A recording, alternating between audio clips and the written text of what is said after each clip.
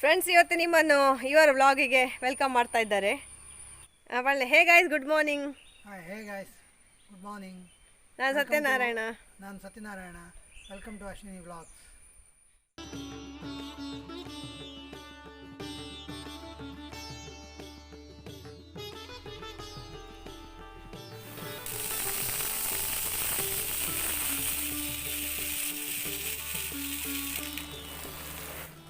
Friends, ಇವತ್ತು ನಾನು ಮಾಡೋದು ಹಿಮಾಚಲ ಪ್ರದೇಶದ ರೆಸಿಪಿ. ಇದರ ಮುಖ್ಯ ಇಂಗ್ರೀಡಿಯೆಂಟ್ ಹೆಸರು ಕಾಳು. ಹಾಗೆ ಇದೆಲ್ಲ ಮಸಾಲೆ ಪದಾರ್ಥಗಳ ಜೊತೆಗೆ ಹಾಲು, ಮೊಸರು ಮತ್ತು ಕೆನೆ ಮುಖ್ಯವಾಗಿ ಬೇಕು. ಮತ್ತು ನೀರುಳ್ಳಿ, ಶುಂಠಿ. ಉಳಿದದೆಲ್ಲ ನೋಡಿ ಇದರಲ್ಲಿ ಕ್ಲಿಯರ್ ಕಾಣ್ತಾ ಉಂಟಲ್ಲ, ಅದೇ ಮಸಾಲೆಗಳನ್ನು ಹಾಕಬೇಕು. ಮೊದಲಿಗೆ ಹೆಸರು ಕಾಳನ್ನು ಚೆನ್ನಾಗಿ ಬೇಯಿಸಿಟ್ಟುಕೊಳ್ಳೋದು ನಾವು.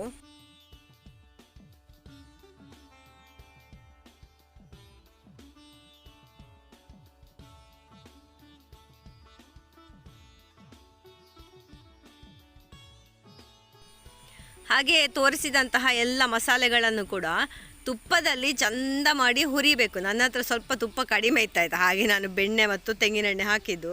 ತುಪ್ಪವೇ ಕಾಯಿಸ್ಬೇಕಷ್ಟೇ ನನ್ನ ಮನೆಯಲ್ಲಿ. ಹಾಗೆ ನೋಡಿ ಎಲ್ಲ ಹಾಕಿದ್ದೇನೆ ನಾನು.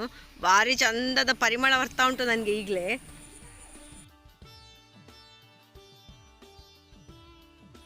ನಮಗೆ ವ್ರತದ ದಿವಸ ಎಲ್ಲ ಮಾಡೋದಿದ್ರೆ ಈ ಆನಿಯನನ್ನು ಸ್ಕಿಪ್ ಮಾಡಿದರೆ ವ್ರತಾಚರಣೆಗೆ ಒಂದು ಒಳ್ಳೆಯ ಆಹಾರ ಆಗ್ತದೆ ಇದು.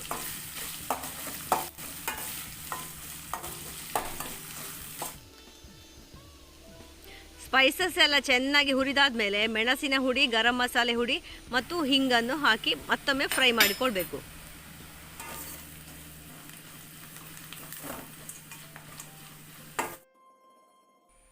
ಇದು ಹುರಿದಾದ ನಂತರ 1 ಕಪ್ ಗಟ್ಟಿ ಮೊಸರನ್ನು ಹಾಕಿ ಚಂದ ಮಾಡಿ ಕುದಿಸ್ಬೇಕು ಅದನ್ನು.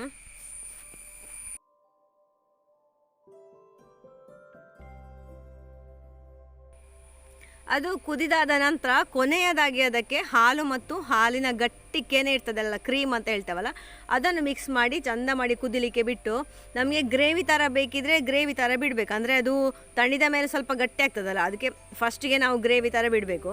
ಗಟ್ಟಿಯಾಗಿ ಹಾಗೆ ಸಪ್ರೇಟ್ ತಿನ್ನಬೇಕು ಅಂತ ಇದ್ದರೆ ಸ್ವಲ್ಪ ಗಟ್ಟಿ ಮಾಡಿಕೊಂಡ್ರೆ ಆಯಿತು.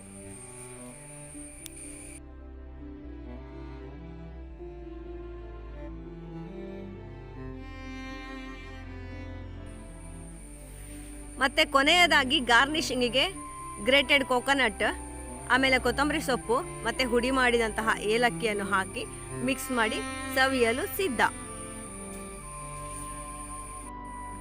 ತೆಲಿಯ ಮಾ ಅಂತ ಇದರ ಹೆಸರು. ಇದು ಹಿಮಾಚಲದು ಐಟಮ್.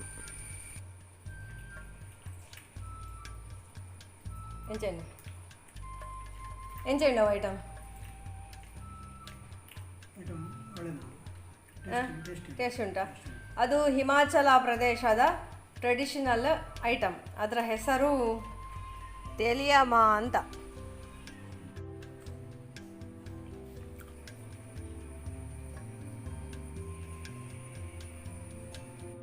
ಹಿಮಾಚಲ ಪ್ರದೇಶದಲ್ಲಿ ಇದಕ್ಕೆ ಹೇಳೋದು ತೆಲಿಯಾಮಾ ಅಂತ. ಇದು ಹೆಸರು ಕಾಳಿನ ಒಂದು ಐಟಮ್. ನಮಗೆ ತಿನ್ನಲಿಕ್ಕೆ ತುಂಬ ಒಂದು ಆರೋಗ್ಯಕರವಾದಂತಹ ಸೈಡ್ ಡಿಶ್. ರೈಸ್ನೊಟ್ಟಿಗೆ ಸಹ ತಿನ್ಬೋದು, ಮತ್ತು ಯಾವುದೇ ದೋಸೆ ಚಪಾತಿ ಒಟ್ಟಿಗೆ ಸಹ ತಿನ್ಬೋದು. ಈಗ ನಾವು ಇವತ್ತು ನೀರು ದೋಸೆ ಒಟ್ಟಿಗೆ ತಿನ್ನಲಿಕ್ಕೆ ಟ್ರೈ ಮಾಡಿದ್ದೇವೆ. ಹೇಗೆ ಅಂತ ನೋಡು. ಇವರು ಎಂತ ಆಗ್ತದೆ, ಒಳ್ಳೆ ಆಗ್ತದಾ ನೀರು ದೋಸೆ ಒಟ್ಟಿಗೆ? ನಮ್ಮ ಹೆಸರು ಕಾಳು ಮದೆಂಜಿ ಬೇಳೆ ಬೇಯಿಸಿದ್ದು ಮಾಡ್ತೇವೆ, ಅದರ ಹಾಗೆ ಉಂಟಲ್ಲ, ಹೇಗೆ ಹಾಗೆ ಅಲ್ಲ.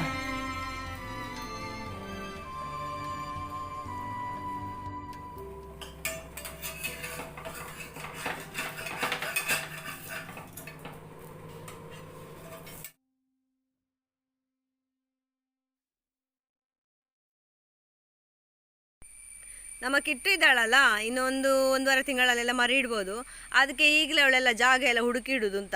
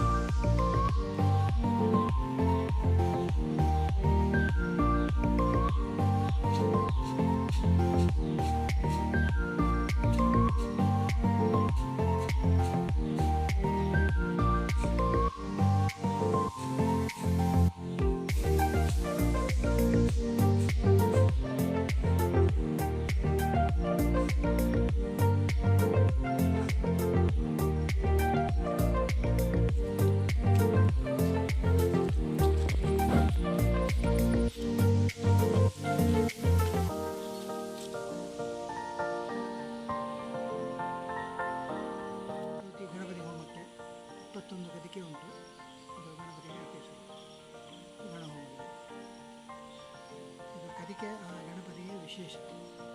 ಎಲ್ಲ ಕೊಟ್ಟ ನಂತರ, ಎಲ್ಲ ಆಹುತಿ ಕೊಟ್ಟ ನಂತರ ಕದಿಕೆಯನ್ನು ಕೊಡೋದು. ಅಂದರೆ ಮತ್ತು ಗಣಪತಿಗೆ ತೃಪ್ತಿ ಮಾಡಲಿಕ್ಕೆ ಸಾಧ್ಯ ಇಲ್ಲ ಆಹಾರ ಕೊಟ್ಟು, ಅದಕ್ಕೆ ಕದಿಕೆ ಕೊಟ್ಟರೆ ಅವನಿಗೆ ತೃಪ್ತಿ ಆಗ್ತದೆ ಅಂತ ಲೆಕ್ಕ. ಹಾಗೆ ಫ್ರೆಂಡ್ಸ್, ಇವತ್ತಿನ ಈ ವ್ಲಾಗ್ ಎಂಡ್ ಆಗ್ತಾ ಬಂತು.